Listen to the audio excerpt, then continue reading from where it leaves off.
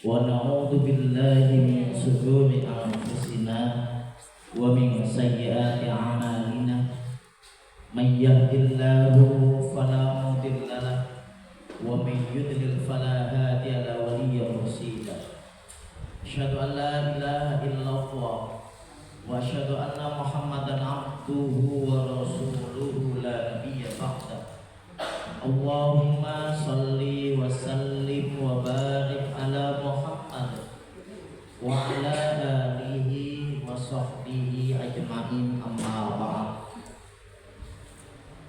Ma'asyiral muslimin wal muslimat rahimani wa rahimakumullah.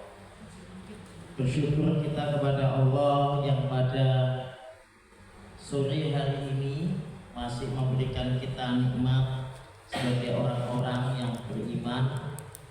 Mudah-mudahan ibu-ibu sekalian, nikmat iman ini adalah nikmat yang nanti kita bawa mati.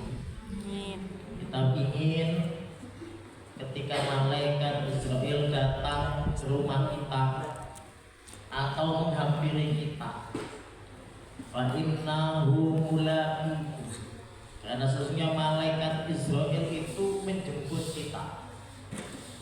Maka kita ingin pada saat kita dijemput, kita dihampiri, didatangi dalam keadaan masih punya iman. Mudah-mudahan iman itu yang kemudian menjadikan kita sebagai orang-orang yang husnul khotimah. Amin ya Allah. Saya selalu sering ingin agar kita itu mintanya husnul khotimah. Kenapa? Karena tidak ada kebahagiaan bagi seorang yang beriman kecuali dia dimatikan dalam husnul khotimah. Semuanya sudah ditutup. Orang mati itu yang dibawa apa, Bu? Kain kafan. Orang mati itu yang dibawa kain kafan. Ibu-ibu, kain kafannya ada sakunya enggak? Ada. Saya kira ada sakunya untuk kantongi HP. Mungkin SMS Ustaz, ada malaikat tanya, ini jawabannya apa?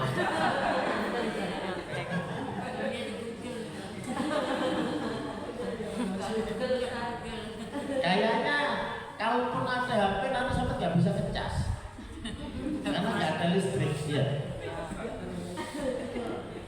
Oleh karena itu semua jenis kain kafan baik laki-laki maupun perempuan itu tidak ada sakunya.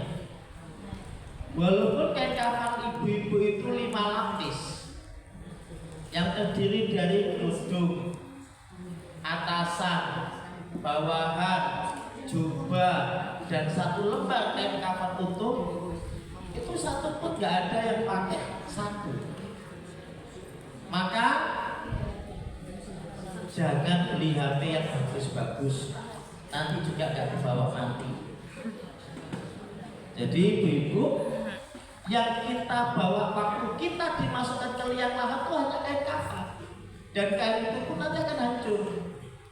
Walaupun kain kafannya dicuci pakai air zam-zam, nggak jaminan dicuci pakai air zam-zam terus jadi utuh, hancur.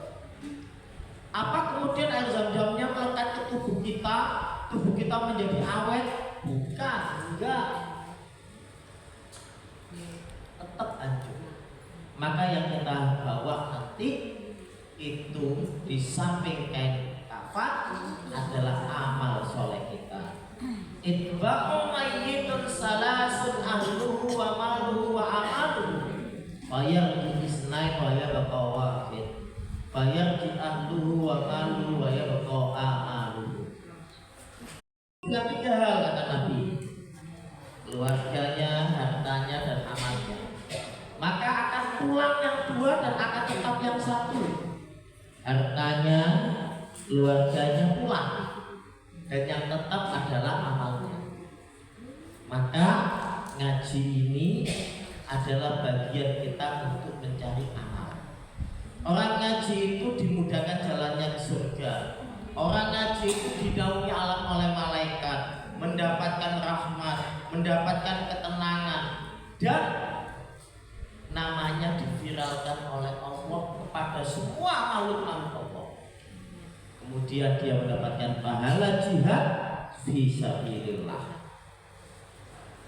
Maka oleh karena itu ibu, ada 6 sifat orang yang beriman. Nah, saya langsung masuk materinya.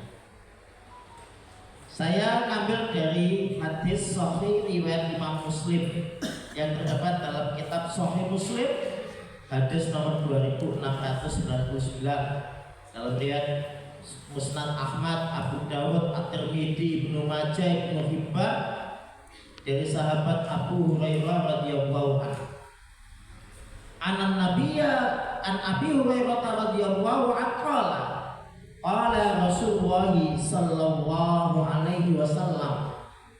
Dari sahabat Abu Hurairah radhiyallahu anhu, mudah-mudahan Allah meridhoinya, dia berkata, bersabda Rasulullah Muhammad sallallahu alaihi wasallam. Apa? Ada 6 hal.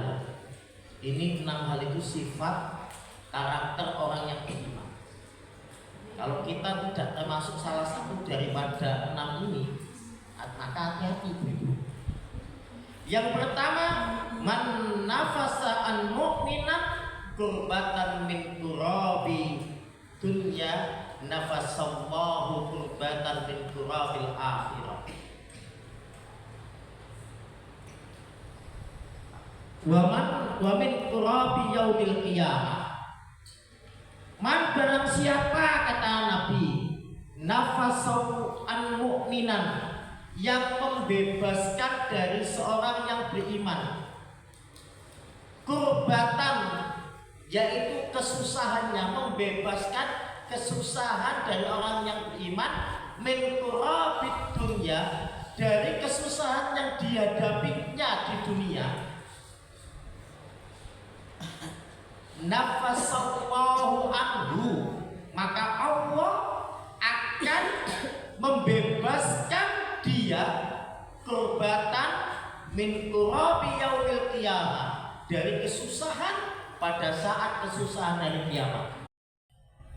Kalau kita suka menolong orang yang sedang mendapatkan kesusahan, maka Allah akan menolong kita, menghilangkan kesusahan kita, tidak hanya di dunia tapi di akhirat juga. Di saat kita sedang membutuhkan Allah, di akhirat itu yaumil qiyamah, hari kiamat, tidak ada pertolongan, perlindungan yang bisa melindungi kita, tidak ada naungan yang bisa menaungi kita kecuali yang datangnya dari Allah. Orang yang beriman itu kalau masuk surga, Nabi bercerita, saya itu masuk surga karena Rahman dan Rahimnya Allah, bukan karena amal saya. Maka karena begitu besarnya Allah memberikan saya kemuliaan, keutamaan, diangkat menjadi nabi dan rasul, dijadikan manusia yang maksum terjaga, dijadikan sebagai manusia yang nanti memiliki syafaat pada yaumil qiyamah, maka Nabi mewujudkan rasa syukurnya atas nikmat-nikmat Allah itu dengan jalan memperbanyak ibadah. Sehingga Aisyah berkata, ya Rasulullah, bukankah engkau adalah orang yang maksum, tidak punya dosa, tidak ada kesalahan, dan kalau ada kesalahan langsung diingatkan oleh Allah, dijamin surga. Mengapa engkau harus bersusah-susah sholat sampai bengkak kakinya karena begitu panjang dan lamanya? Maka kata Nabi kepada Aisyah, afala takunu abdan syakur, tidak bolehkah aku menjadi orang-orang yang bersyukur, sebagai hamba-hamba yang bersyukur ketika Allah telah memberikan banyak kebaikan, kenikmatan kepadaku. Seorang hamba Bu Al-Abid hidup pada zaman Nabi Musa alaihissalam. Seorang hamba ini, Al-Abid ini, dia adalah orang ahli ibadah, menyembah hanya kepada Allah.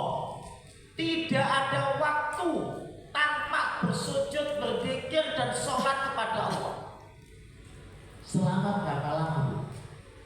400 tahun. Allah panjangkan umurnya sepanjang itu digunakan untuk ibadah. Lalu kemudian diceritakan oleh Nabi dalam, kalau tafsir Ibnu Katsir ada riwayat yang menceritakan tentang hal ini. Allah kemudian menghisapnya dan Allah memasukkan surganya berkat Rahman Rahimnya Allah. Nabi ini protes kepada Allah. Ya Allah, bukankah aku ini mendapatkan surga ini karena amal-amalku ya Allah? Apakah tidak cukup amal-amalku ini sebagai perhantar aku mendapatkan surga? Mengapa bukan Rahman Rahimmu ya Allah? Maka Allah pun berkata kepada si Abid itu, coba kita timbang, besar mana nikmat yang aku berikan kepadamu dengan amal-amal yang kamu miliki. Lalu diambillah satu biji matanya saja, bukan satu kepala, satu biji mata. Lalu ditimbang dengan amalnya, maka amal sebanyak 400 tahun itu tidak sebanding dengan satu biji mata. Artinya ibu-ibu, bahwa kita pun berharap Rahman dan Rahimnya Allah. Kalau kita kepingin mendapatkannya, kata Nabi, maka jalannya adalah nafasan mu'minat kurbatan min turabid dunya. Hendaklah kita menjadi orang-orang yang bisa memberikan membebaskan seorang mukmin dari kesusahannya, kesusahan dunia. Kalau ada saudara kita mukmin yang sedang mendapatkan kesusahan, maka kalau kita mau surga, mau Rahman Rahimnya Allah, kita harus hadir. Itu yang pertama. Jadi jangan sampai kita kehilangan kesempatan. Kuncinya sedih, Bu, jenengan perso ada seorang wanita pelacur. Wanita pelacur ini pulang dari kegiatan malamnya, kemudian melihat seorang anjing yang kelaparan, kehausan. Dia tolong dengan sepatunya untuk diberikan minum. Dengan wasilah itu Allah menjadikan dia surga. Masih banyak cerita-cerita sufi yang lainnya.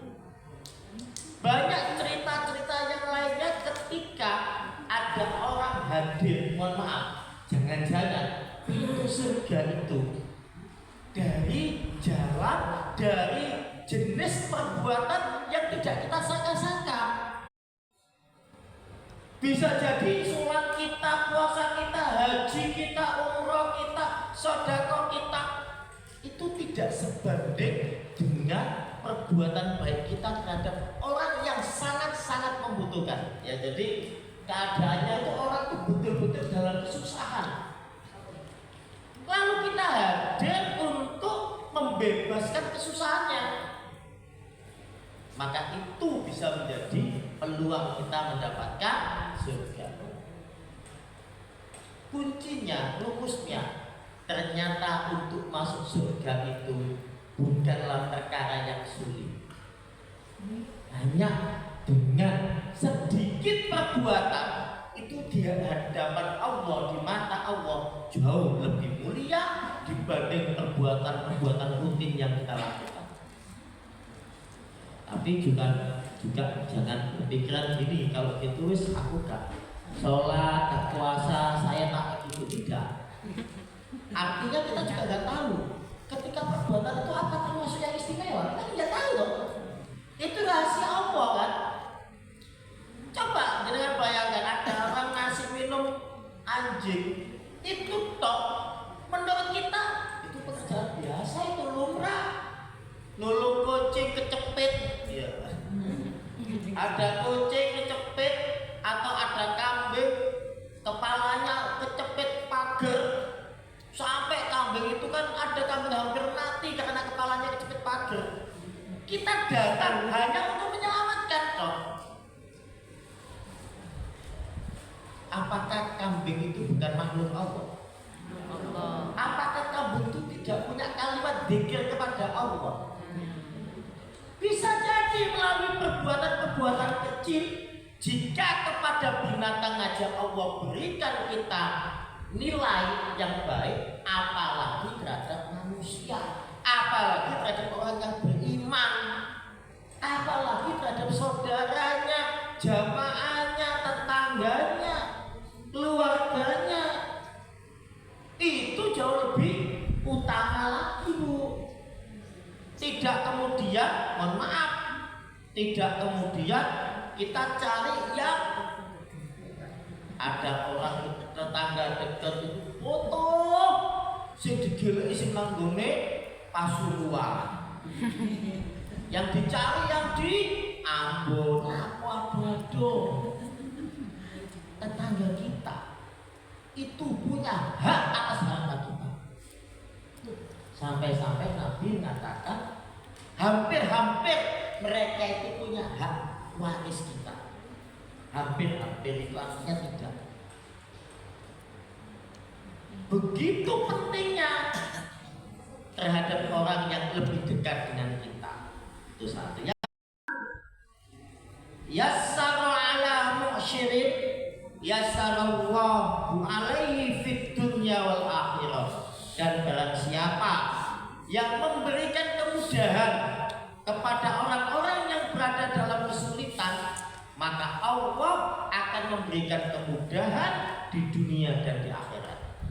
Jadi yang tadi itu diselamatkan dari kesusahan akhirat, yang ini kedua ini diberikan kemudahan dunia dan akhirat. Beda ya. Kalau memberikan kemudahan itu gampang no. Ini dulu saya pernah sampaikan di sini itu seperti seorang pejabat, selama bisa dipersulit kenapa dipermudah. Wah itu nggak boleh. Kita jadi pengurus kampung, jadi apalah yang bisa mempermudah urusan kepentingan orang lain, maka permudahlah. Ustaz, ini kan sesuai prosedur. Ya, prosedur jangan dilanggar, tapi jangan mempersulit. Selama bisa sesuai dengan aturan, memudahkan, gampang no, istilahnya itu gampang no, untuk memberikan kemudahan orang lain, lakukan. Sekali lagi, ini sifat orang yang beriman, memudahkan urusan saudaranya. Maka Allah jamin Allah akan berikan kemudahan dia di dunia dan di akhirat, termasuk kemudahan pada saat didatangi malaikat yang akan menginterogasi kita di kuburan. Pertanyaan malaikat kubur itu ada berapa, Bu? Halo? Enten pinten pertanyaan malaikat kubur itu? Hah? 3. Yang pertama, siapa Tuhanmu? Rabbuka. Yang kedua, wa ma dinuka. Dan yang ketiga, wa ma nabiyuka. Itu 1 adalah siapa Tuhan. Ini hadis ya, Bu ya. Kalau ada siapa kitabmu, siapa temanmu, itu tambahan-tambahannya nggak ada hadisnya. Itu pertanyaannya mudin saja. Kalau yang sesuai hadis itu 3, ma rabbuka wa ma dinuka wa ma nabiyuka. Siapa Tuhanmu, siapa nabi itu. Kalau kita beri wa maki belatuka, kiblatmu mana? Wa maki kitab temanmu, apa lagi? Gue ditakutno kayak petugas sensus lah. Lah malaikat itu bukan petugas sensus. Malaikat itu sesuai hati saja 3 tok yang ditanyakan. Hafal Ustaz, sekarang saya hafal. Iya sekarang. Lah nanti kita dalam keadaan sempit, malaikat datang dengan wajah yang sangat seram. Tidak ada muka mesem, nggak ada muka mesem. Mukanya itu bengis. Di dalam Al-Quran itu disebutkan oleh Allah, ya ayyuhalladzina amanu qu anfusakum wa ahlikum nara wa quduhan nas wal hijarah 'alaiha malaikatun ghiladun shidadun la yakhshawna ma amarahum wa yaf'aluna ma yu'marun. Malaikat itu yang menjaga kubur dan neraka itu bengis, mukanya menyeramkan, wajahnya penuh emosi. Kecuali orang yang beriman, yang matinya husnul khotimah. Di dalam tafsir Ibnu Katsir diceritakan orang yang beriman itu ketika ruhnya dicabut, dia mati dalam keadaan beriman, husnul khotimah, maka tersebar dari seluruh tubuhnya bau yang sangat-sangat harum. Ruh itu ditarik, diangkat oleh malaikat, diterima oleh 40.000 malaikat sampai ke langit 1. Ketika sampai langit 1, ditanya siapa itu, maka malaikat yang membawa ruh itu jawab, ini adalah hamba Allah yang beriman. Maka dibukakan pintu langit 1 sampai kemudian langit 2, terus sampai langit 7. Ruh orang-orang yang beriman itu dibawa dengan wajah yang penuh keceriaan, mendatangkan kesenangan. Malaikat dikatakan oleh Allah apa itu kalau di dalam Quran surat Al-Fajr, irji'i ila rabbiki radiyatan mardiyah fadkhuli fi ibadi wadkhuli jannah. Kembalilah kepada Tuhan dengan hati yang ridho dan diridhoi. Itu hati yang ridho dan diridhoi. Ridho itu karena dia husnul khotimah. Karena husnul khotimah diridhoi, radiyatan mardiyah fadkhuli fi ibadi, maka kumpullah bersama golongan hamba-hamba. Wadkhuli jannati, dan masuklah ke dalam surga. Malaikat membukakan dengan babus salam, pintu keselamatan. Maka ruh itu ketika sampai ke atas dikatakan betul dia beriman, dia berhak mendapatkan surga, maka ruh itu dibawa turun lagi, dikembalikan ke jasad, tapi tidak hidup. Kemudian Allah, Nabi kita menyuruh apa? Mempercepat prosesnya. Kenapa orang-orang yang mati itu supaya dipercepat prosesnya? Karena orang ini sedang berhak mendapatkan kenikmatan. Jangan diperlambat hanya karena urusan proses perawatan jenazah. Tunggu yang di Ambon, yang di Papua, yang di Jakarta, yang macam-macam, yang mereka nggak punya kecepatan untuk pulang. Orang-orang ini yang menahan jenazah untuk dikuburkan dengan cepat itu termasuk orang dolim, karena sedang menahan hak jenazah. Bagaimana Ustaz kalau dia itu orang yang buruk? Kenapa kok juga perlu dipercepat supaya keburukannya cepat ditanam? Kalau dia orang baik supaya dia cepat mendapatkan rahim Allah di dalam kubur. konsep untuk mempercepat perawatan jenazah. Kan ada 3 hal yang kita wajib untuk diperintahkan mempercepat. Yang pertama, menikahkan anak jika sudah waktunya menikah dan sudah ada judulnya. Yang kedua, membayar utang. Nah, ini termasuk, mohon maaf, jenazah itu sebaik apapun amalnya, kalau utangnya banyak, itu pahala yang harusnya segera terkirimkan itu ditahan. Saya kemarin ada pertanyaan, Ustaz, jenazah itu kalau punya utang itu dia tidak bisa diterima pahalanya, tertahan. Bagaimana kalau ahli warisnya tidak bisa bayar utang karena miskin? Maka sampai datang ke lazismu,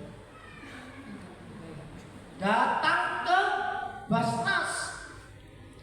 Di dalam 8 asnaf orang yang berhak menerima zakat itu ada hak ghorimin. Siapa ghorimin itu? Orang yang punya, katanya Basnas sudah utang nggak sampai toh. Ada 8 asnaf, itu artinya ada porsinya 1/8. Kalau ternyata jenengan ketika ngajukan ke Basnas belum sampai 1/8 ya kebagian. Tapi kalau kemudian melebihi ya nggak bisa dibagi. Makanya yang paling enak tidak punya utang. Minimal kalau punya utang dicatat dulu. Jangan sampai kita ini saking pinginnya masuk surga, bahkan ibadah pun utang. Ibadah utang.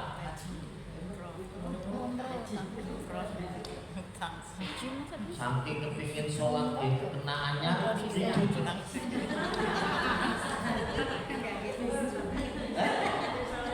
ya kan? Ada juga kan? Karena ada yang sedang jadi juragan arisan, dibelikan mau kena tapi dari uang arisan baru bayar loro. Ini hati-hati Bu ya, nggak apa-apa utang itu nggak apa-apa. Nabi juga pernah utang kok, bahkan Nabi utang ke orang Yahudi. Ketika orang Yahudi itu nagih itu kejam sampai Nabi memberikan baju besinya. Hampir-hampir orang Yahudi itu mau dibunuh oleh Umar karena nagihnya itu kasar. Kata Nabi, ya Umar, saya ini yang salah, saya punya utang. Iya tapi nggak gitu Nabi nagihnya. Lalu dibayarlah dengan pakai baju baru. Jadi kalau punya utang catat. Dan menyampaikan utang kepada keluarga itu harus. Jangan utang gak cerita-cerita. Mau pinjam utang katanya cerita sungkan. Duh, sungkan itu kalau umur kita panjang bisa tutupi, ya gak apa-apa. Nah kalau kita gak tahu, gak ngerti ternyata umurnya pendek, kita gak sempat cerita. Saya ketika ada orang meninggal dunia, nasihat saya kepada keluarga, segera kamu datang ke teman-teman ayahmu, tanya ayahku punya utang apa enggak. Kalau punya utang, minta dia membuktikan. Karena ada orang ketepaan, iya ayahmu diutang, ini bukti nih, kau no. Makanya hutang itu harus tercatat di dalam Al-Baqarah ayat 282 bab tentang administrasi pencatatan itu kan ayat yang paling panjang. Tidak ada ayat di Al-Quran yang panjangnya itu 15 baris kecuali ayat itu. Utang piutang itu wajib dicatat. Kalau nggak mencatat, maka akan jadi kesalahan besar. Amalnya banyak, utangnya gak dibayar, maka kita termasuk kata Nabi orang-orang rugi. Atadruna manil muflis? Tahukah kamu siapakah orang yang yang bangkrut itu sing pundi Bu? Lek wong dagangan bangkrut niku dagangane telas. Gak ono modale. Malah dirham wala mata. Orang bangkrut ku gak ada duit Nabi, modal entek.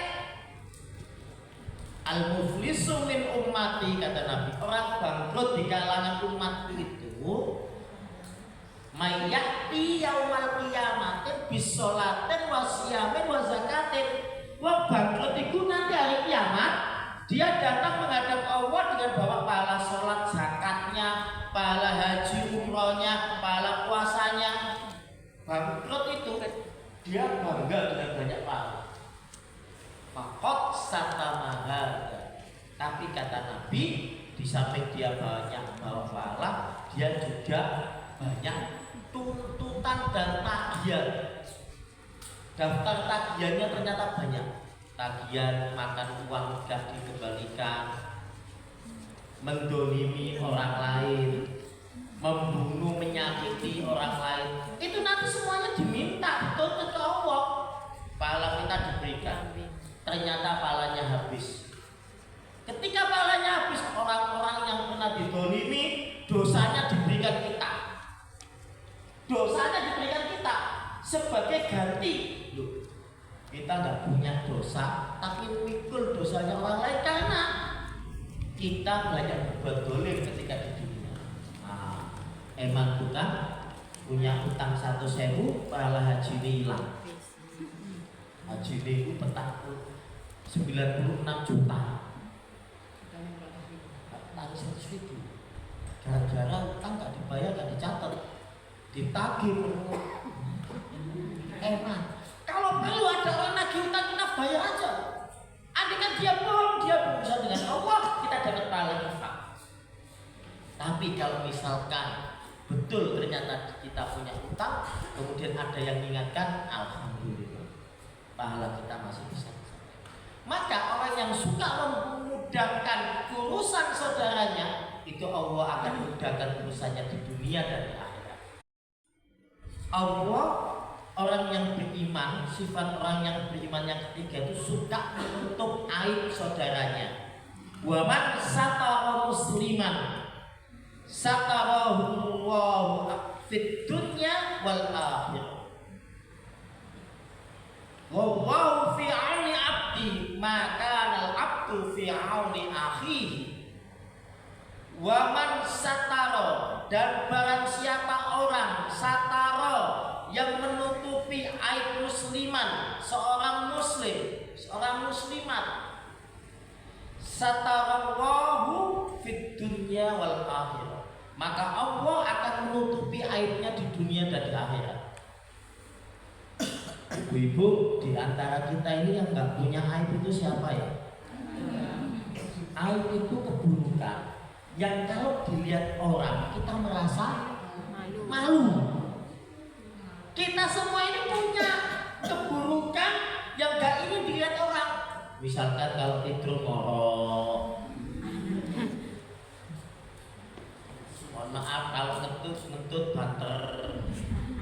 Itu kan termasuk sesuatu yang kita gak kepingin orang lain tahu. Itu aib. Apalagi aib yang menyangkut kehormatan. Kalau kita kepingin aib kita di dunia ini ditutupi Allah, agar orang lain tidak banyak yang tahu, dan termasuk nanti di akhirat, maka syaratnya tutupi aib saudara muslim kita yang lainnya. Allah selalu menolong hambanya selama hamba itu menolong saudaranya. Menutupi aib itu termasuk menolong. Ustaz, tapi kenapa itu sudah nyolongan? Ya, kalau kita mau menuntut dia, maka harus ada bukti saksi. Mohon maaf Bu ya, sekarang ini zaman akhir ini, aib yang sering dibuka kita adalah masalah perzinahan. Itu selingkuh. Coba kawin baru 6 bulan sudah punya anak. Wah ini kalau gak mungkin.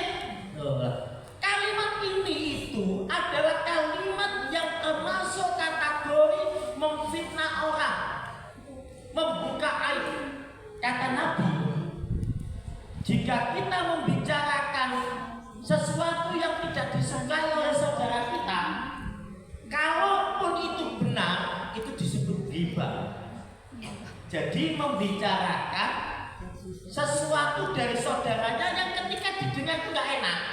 Kalau kita itu riba. Riba itu makan bangkai saudaranya. Kalau misalkan itu salah, berarti dia melakukan fitnah, pembohongan, dan selamanya tidak akan diterima persaksiannya di hadapan Allah. Bukan teman. Ini penghormatan, penjagaan Allah dan Rasulnya kepada muslim yang lainnya. Jangan gampang ngubah wadine dulur, wadine konco.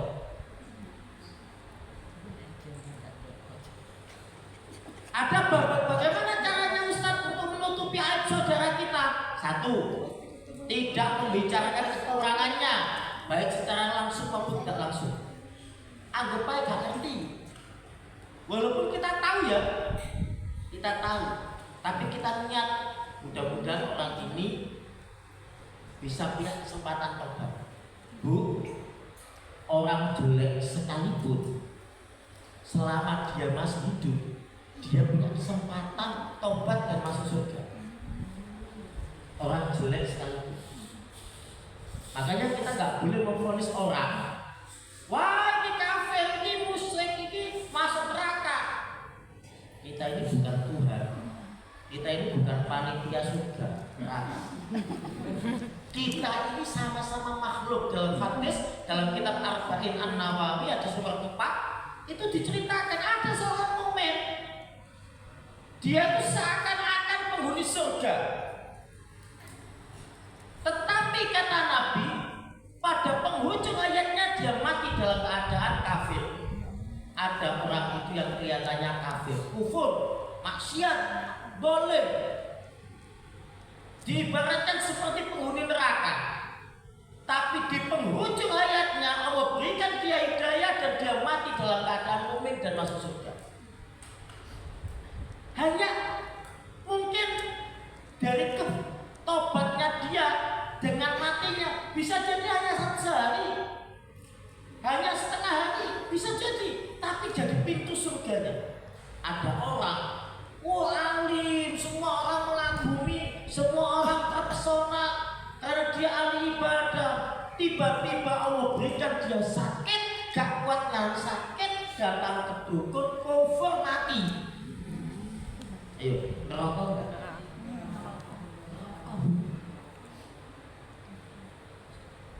Yang tahu surga dan neraka kita itu Allah. Maka kita nggak boleh memvonis orang lain, wah ini neraka ini sampai sopo. Kita nggak boleh. Walaupun kelihatannya dia nggak pernah masuk ke masjid, banyak tatonya, tapi selama dia hidup, dia masih punya potensi tobat. Punya potensi tobat. Hari ini orang ngomong, oh Pak Jokowi macam-macam jeleknya dia. Pak Jokowi setuju. Kalau Allah takdirkan dia menjadi orang yang baik, kemudian dia membangun, dia tobat, Allah angkat derajatnya, siapa yang bisa nolak? Yang berkuasa itu Allah. Qulillahumma malikal mulki tu'til mulka man tasha wa tanzi'ul mulka mimman tasha wa tu'izzu man tasha wa tudillu man tasha biyadikal khair innaka ala kulli syai'in. Allah dengan sangat gampang mengangkat derajat orang. Bahkan Allah menjatuhkan orang itu menjadi hina di hadapan Allah dan semua makhluknya. Bagi Allah kecil itu. Katanya orang Surabaya kecil. Gampang tuh. Maka kalau kita ada orang yang berbuat tidak baik menurut